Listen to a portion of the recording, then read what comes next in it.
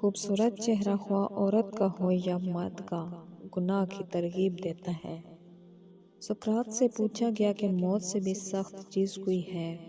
جواب دیا کہ زندگی، کیونکہ ہر قسم کے رنج و آزار اور مصیبتیں زندگی ہی میں برداشت کرنی پڑتی ہیں، اور موت ان سے نجات دلاتی ہے۔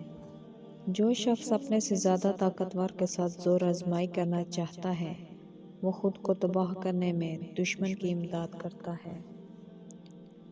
سقراط سے دریافت کیا گیا کہ تجھے کبھی رنجیدہ اور غمگین نہیں دیکھا؟ اس نے جواب دیا کہ میں اپنے پاس کوئی چیز نہیں رکھتا جس کے تلف ہو جانے کا مجھے غم ہو۔ برے عالم کی مثال اس پتھر کی طرح ہے جو نہر کے منہ پر پڑا ہوا ہے، نہ تو خود پانی پیتا ہے اور نہ پانی کو چھوڑتا ہے کہ اس سے دوسرے کھیت ہی سیراب ہو جائیں۔ جب تو کسی کی شخصیت کو پرکھنا چاہے تو اس سے مشورہ کر، تجھے معلوم ہو جائے گا کہ اس کا میلان کس طرف ہے۔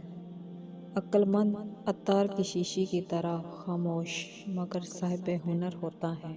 مریض کو جب تک صحت کامل نہ ہو لذت بعام نہیں پاتا۔ عاشق جب تک محبوب تک نہ پہنچے آرام نہیں اٹھاتا، اور مرد جب تک دشمن سے بے خوف نہ ہو اطمینان کی زندگی بسر نہیں کر سکتا۔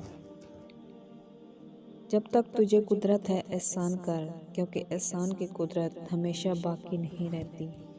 نیند سب سے بڑی غفلت ہے اور شہوت سب سے بڑی کمزوری ہے۔